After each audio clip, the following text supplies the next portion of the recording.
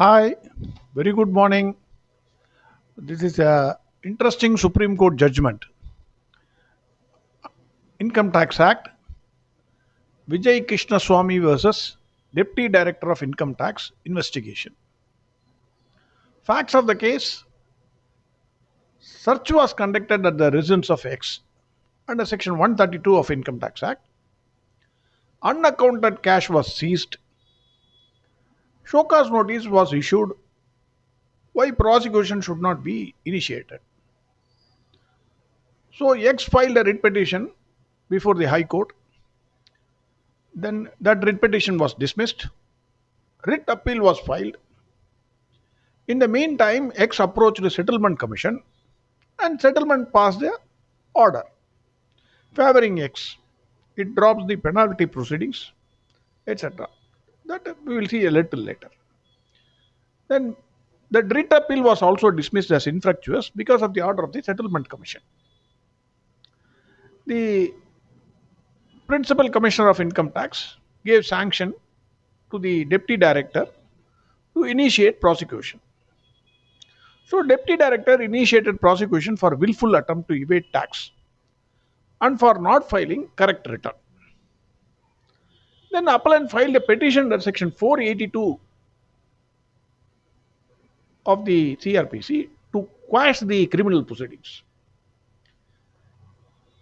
X also filed a petition before the Settlement Commission and sought immunity from levy of penalty and prosecution. Settlement Commission granted immunity from levy of penalty, but it said since you have filed a writ petition, Section 482 petition before the High Court and it is pending, we will not pass any order with regard to the prosecution.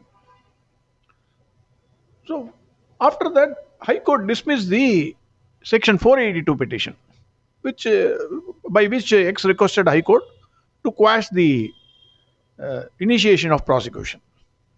Then the questions before the Supreme Court was: 1. Whether continuation of prosecution after passing of the order of Settlement Commission would amount to abuse of process of court. That is the first question before the Supreme Court. Because Settlement Commission has dropped the penalty. So where is the question of prosecution? So that is the case.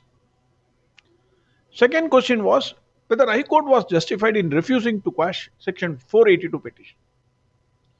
By that petition, X already said, X wanted to quash the prosecution proceedings. Supreme Court looked into point number 1. Supreme Court looked into Section 276C of the Income Tax Act. It deals with two situations. 1. Subsection 1 pertains to willful attempt to evade tax, penalty or interest. Very important. Willful attempt to evade tax, penalty or interest. That is chargeable, imposable or underreporting of income. That is subsection 1. Subsection 2 in contrast says willful attempt to evade payment of tax, penalty or interest. First is attempt to evade tax itself. Second is attempt to evade payment of tax, penalty or interest. Both subsections operate in separate sphere and at different stages. The fundamental difference is the stage at which the offence occurs. Section 276C1 is intended to deter and penalize willful and deliberate attempt to evade tax, penalty or interest. So it distinguishes bona fide errors or differences in interpretations. That is, if there is a bona fide error or if there is a difference in interpretation, then it will not amount to evasion of tax. So what is punishable under Section 276(1) is willful attempt to evade tax and not actual evasion. Whether you wanted to evade tax or not, willfully. That is the question. Then Supreme Court looked into Section 279. Section 279(1)(a) bars initiation of prosecution under Section 276 if penalty imposed or imposable has been reduced or waived. That is section 279. Then Supreme Court, third, it looked into section 245. Section 245H grants power to settlement commission to grant immunity from prosecution and penalty. The act permits the taxpayer from whom unaccounted money is received to apply before the settlement commission and disclose fully and truly income and the manner in which such income was received. So, two things. You must disclose fully and truly whatever is the amount income you have. Second, you must disclose the source from which it was received. Settlement commission based on facts can grant immunity from prosecution and penalty.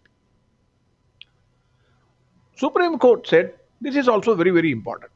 The basic principles of criminal law that the prosecution has to prove the case remains unaffected, irrespective of whatever positions under the Income Tax Act.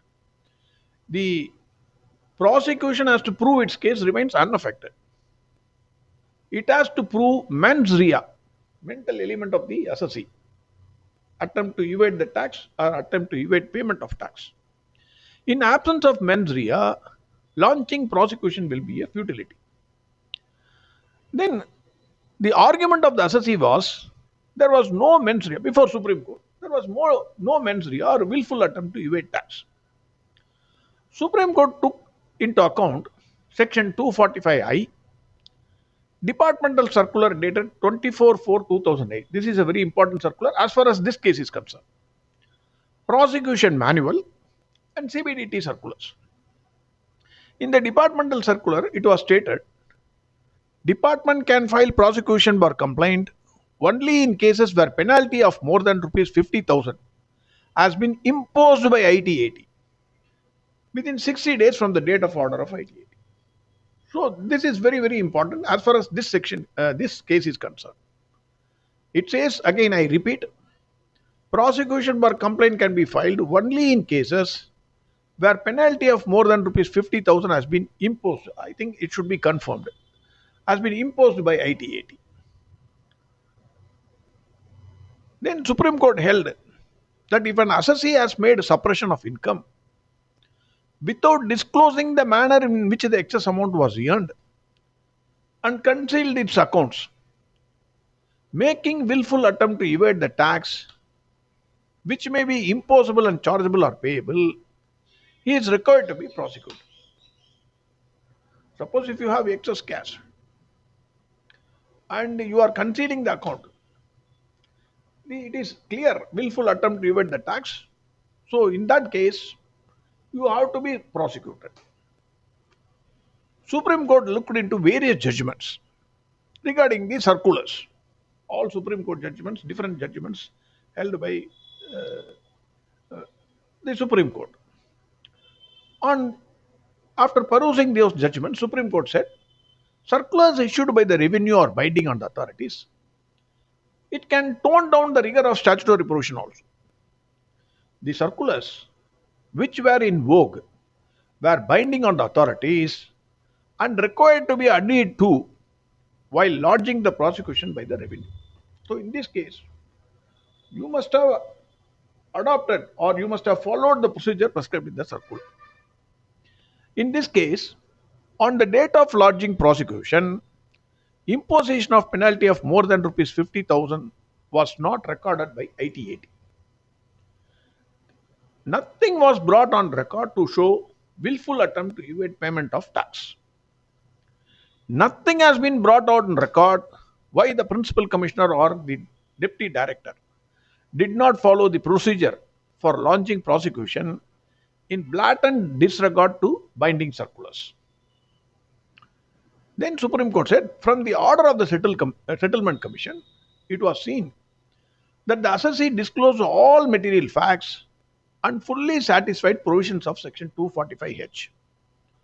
Settlement Commission recorded that additional income was not on account of any suppression and granted immunity from penalty. We have already seen this.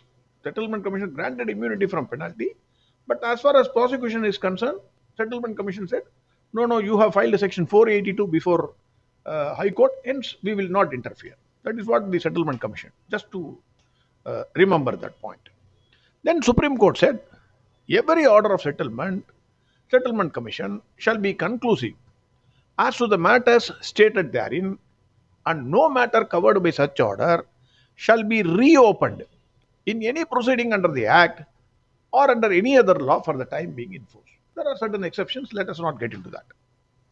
Supreme Court held that the prosecution lodged in this case was in defiance to the circular dated 24/4/2008, which was in vogue at that time. It is the duty of the authorities to see that in the absence of any findings for imposition of penalty due to concealment of fact, the said prosecution cannot be proved against the assessee. Even after passing of the order by the Settlement Commission, the authorities were persistent to pursue the prosecution without looking into the procedural lapses on their part. Such an act cannot be construed in right perspective, and the revenue has acted in blatant disregard to binding statutory instructions.